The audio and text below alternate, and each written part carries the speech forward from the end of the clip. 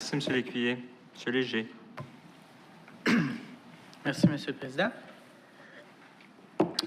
Tout d'abord, j'aimerais commencer à joindre ma voix à celles qui se sont déjà réjouies, il y a quelques jours ou il y a quelques temps, des données 2018 dans le secteur de la construction à Longueuil. On bénéficie effectivement d'un contexte économique favorable au Québec et plus particulièrement en Montérégie. Mais, Monsieur le Président, vous me connaissez, je ne mettrai pas mes lunettes roses tout de suite.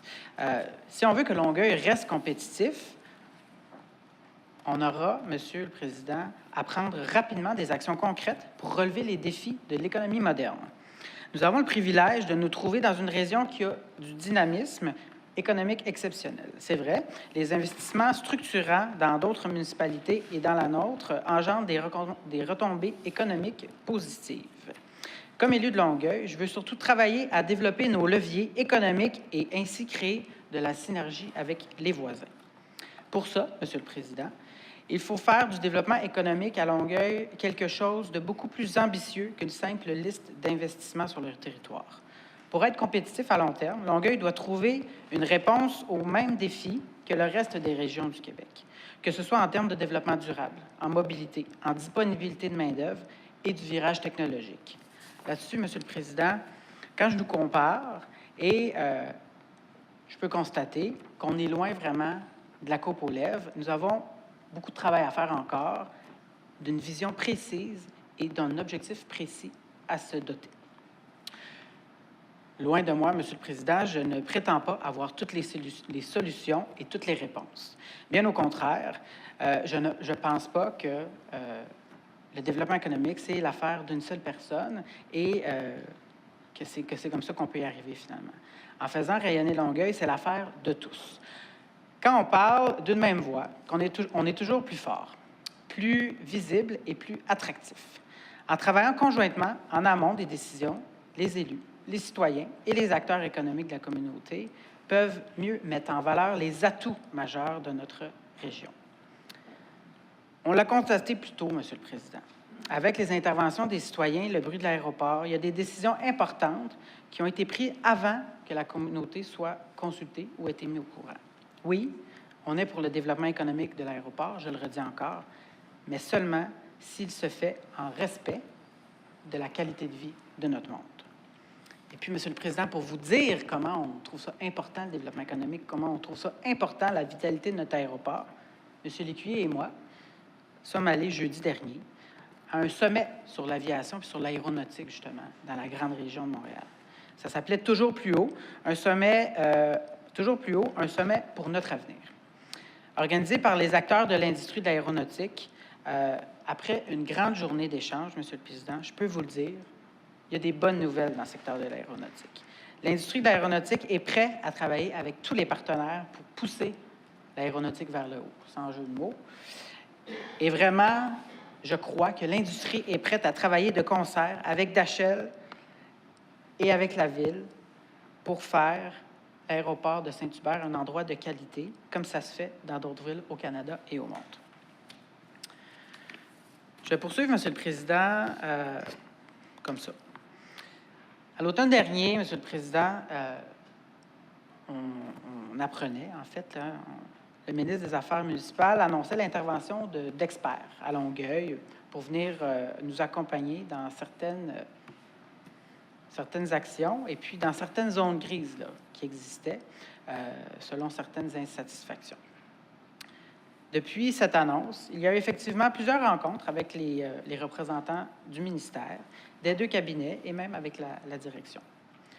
Au fil de ces rencontres, une démarche d'arbitrage a été initiée pour trouver des terrains d'entente. Il y a quelques semaines, j'ai malheureusement dû informer la ministre des Affaires municipales, Mme André Laforêt, que nous n'avons plus aucune attente de cette démarche, car au bout du processus, presque aucune proposition n'a pu faire consensus. Pourtant, certaines auraient eu l'avantage d'être faites, mais elle n'a pas été faite, Monsieur le Président.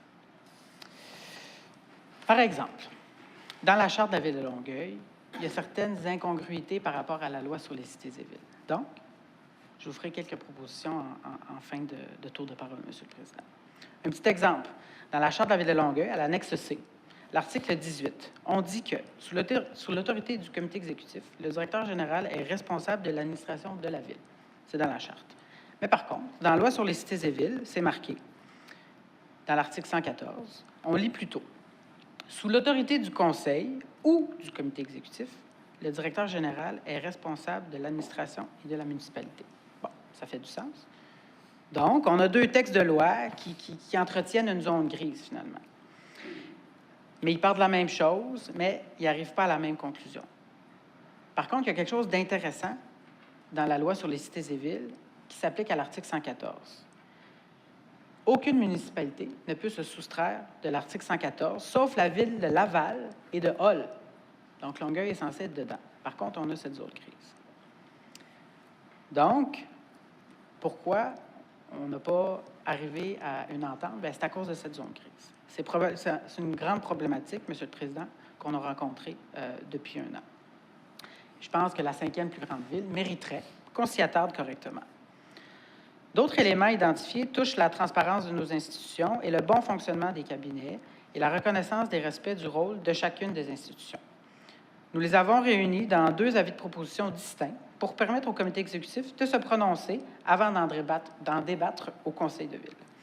Pour notre part, nous sommes convaincus du bien fondé de ces propositions. Il s'agit aussi bien de donner à tous les élus les outils dont ils ont besoin pour faire leur travail et de fournir davantage d'informations aux citoyens. Le tout sans empêcher chaque instance de faire son travail et d'assumer pleinement leur rôle en légalité avec la Charte et la loi sur les cités et villes. J'ajoute également que toutes nos propositions ont été révisées par des experts juridiques du monde municipal. Donc, effectivement, ce n'est pas de l'improvisation. J'aimerais juste vérifier avec vous, Monsieur le Président, avant de déposer mes avis de proposition, que je dois bien les lire dans l'intégralité. Excellent. Donc, je m'en excuse de la longueur. La loi, c'est la loi, donc je vous les lis. Donc, à titre de proposition concernant une demande au conseil municipal de modification de la Charte de la Ville de Longueuil afin de permettre au conseil municipal d'exercer sa compétence. Considérant qu'une majorité des membres du conseil municipal souhaitent que des modifications soient apportées à la Charte de la Ville de Longueuil, considérant que les modifications proposées visent à permettre le conseil municipal de jouer son rôle dans l'administration de la Ville de Longueuil, considérant que les modifications proposées n'affecteront en rien le fonctionnement des composantes de la Ville de Longueuil, tout en permettant à son conseil municipal d'assumer pleinement sa compétence et de jouer son rôle dans l'administration municipale, considérant que les pouvoirs exorbitants confiés au comité exécutif de la Ville de Longueuil par la Charte dans la vie démocratique de la Ville de Longueuil, ces pouvoirs ne permettent pas au conseil municipal d'intervenir dans la gestion en dépit de l'élection démocratique par la population. Considérant que les officiers municipaux et les fonctionnaires de la Ville de Longueuil aussi répondent aux besoins du conseil municipal afin que l'on puisse exercer correctement chacun sa compétence. Donc, le libellé est comme suit, Monsieur le Président, de demander à la ministre des Affaires municipales de déposer en vue de leur adoption des modifications à la Charte de la Ville de Longueuil visant à permettre au conseil municipal de jouer pleinement son rôle dans l'administration municipale et plus particulièrement les modifications figurant à l'annexe A, que je vais vous lire par la suite puisque je n'ai pas le choix, à la présente résolution. De demander à la greffière de la Ville de transmettre dans les meilleurs délais une copie de la présente résolution et de l'annexe A à la ministre des Affaires municipales de l'Habitation. Donc, les changements viennent comme suit, Monsieur le Président, dans la Charte, article 3, annexe C. Donc, c'est de retrancher l'expression sur proposition du maire. L'article 13, annexe C, cette loi est remplacée par le texte suivant. Numéro 13. Dans le cadre de la nomination du directeur général, du greffier, du trésorier, de l'évaluateur et du vérificateur général, des directeurs de service ainsi que les adjoints respectifs, s'il y a lieu, le comité exécutif procède à un examen des candidatures reçues et soumet un rapport sur l'évaluation de ces candidatures aux membres du conseil. Une recommandation du comité exécutif à l'égard d'une embauche d'une personne afin d'occuper l'un de ces postes peut être faite en tout temps après la production du rapport. Sur recommandation du comité exécutif, le conseil nomme les personnes qui occuperont les postes visés par les précédents articles. Et donc, je poursuis avec les propositions. L'article 13.1, l'annexe C, doit être abrogé. Par la suite, l'article 18 de l'annexe C de cette loi est proposé de remplacer par le suivant. Sous l'autorité du Conseil et du Comité exécutif, le directeur général est responsable de l'administration de la Ville et, à cette fin, planifie, organise, dirige et contrôle les activités de la Ville. Il assure les communications entre le Conseil, le Comité exécutif et les commissions. Proposition pour l'article 19 maintenant, toujours dans l'annexe C. Remplacé par, sous réserve des pouvoirs attribués par la loi au maire, au Comité exécutif et au Conseil, le directeur général veille à l'application des règlements, résolutions et contrats et à l'emploi des fonds aux fins pour lesquelles elles ont été votées. Donc, première, c'est fait. Je prends un petit gorgée. Deuxième proposition, Monsieur le Président, avis de proposition, concerne le règlement intérieur du Conseil municipal. Donc, avis de proposition concernant la demande du Conseil municipal au Comité exécutif de la Ville à modifier les règlements intérieurs du Conseil municipal. Considérant qu'une majorité des membres du Conseil municipal souhaitent que les modifications soient apportées au règlement intérieur du Conseil municipal, concernant que les modifications proposées visent à mieux informer les membres du Conseil municipal de manière à ce qu'ils puissent jouer pleinement leur rôle au sein de l'administration municipale dans les contextes qui se veulent plus démocratiques. Considérant que les modifications proposées ne limitent en rien les composantes de la Ville de Longueuil d'assumer pleinement leurs compétences en vertu de la loi de la Charte de la Ville de Longueuil, il est proposé de requérir au comité exécutif de la Ville de Longueuil, qui propose au Conseil municipal un projet de règlement d'amender le règlement intérieur du Conseil municipal afin de permettre aux conseillers municipaux de jouer pleinement leur rôle dans l'administration municipale et, plus particulièrement, d'apporter les modifications réglementaires figurant à l'annexe A suivant. Elle est moins longue, Monsieur le Président. Donc, en matière contractuelle et d'adjudication de contrat, il est proposé à l'article 91.6 de ce règlement d'ajouter l'alinéa suivant, in fine. Le comité exécutif doit produire mensuellement un rapport relatif aux ententes de renouvellement de contrat qui a été conclu et ce rapport doit être déposé au Conseil lors de la séance ordinaire du Conseil suivant à la fin de la période d'un mois pour laquelle un rapport doit être produit. Même philosophie, Monsieur le Président, en matière d'application de la loi sur le patrimoine culturel, article 91, 7.0 de ce règlement, il est proposé d'ajouter l'alinéa suivant, in fine. Le comité exécutif doit produire mensuellement un rapport relatif aux conditions relatives à la conservation des valeurs patrimoniales d'un site patrimonial cité qu'il a imposé, et ce rapport doit être déposé lors de la séance ordinaire du Conseil suivant à la fin de la période d'un mois pour laquelle un rapport doit être produit. Même chose, Monsieur le Président, pour être constant, en matière d'urbanisme. L'article 91, 7.3 de ce règlement est modifié par l'ajout des alinéas suivants. Le comité exécutif doit produire mensuellement un rapport relatif aux approbations et aux désapprobations de ce règlement visé par le présent article et qui ont été formulés par le comité exécutif en précisant les types et les numéros de règlement de la décision du comité exécutif à leur égard. Et ce rapport doit être déposé lors de la séance ordinaire du Conseil suivant à la fin de la période d'un mois pour laquelle un rapport doit être produit. Dernièrement, Monsieur le Président, délégation de pouvoir aux fonctionnaires.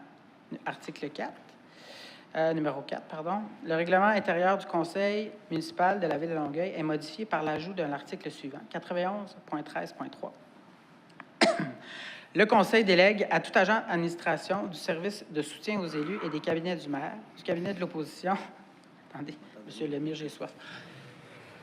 Donc, et celui de l'opposition, pardon, et à ceux des arrondissements de pouvoir accorder toute subvention de moins de 5 000 $.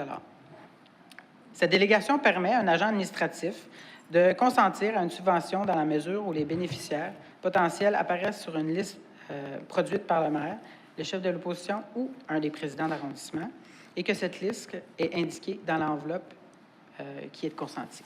Merci, Monsieur le Président. Ça fait le tour des deux avis de proposition.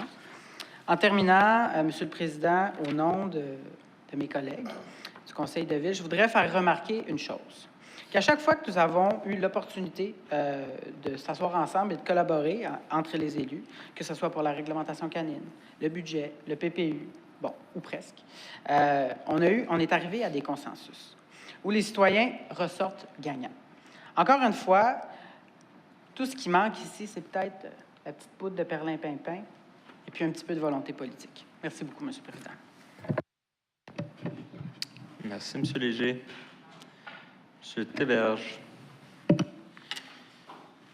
Bonsoir, Monsieur le Président. Donc,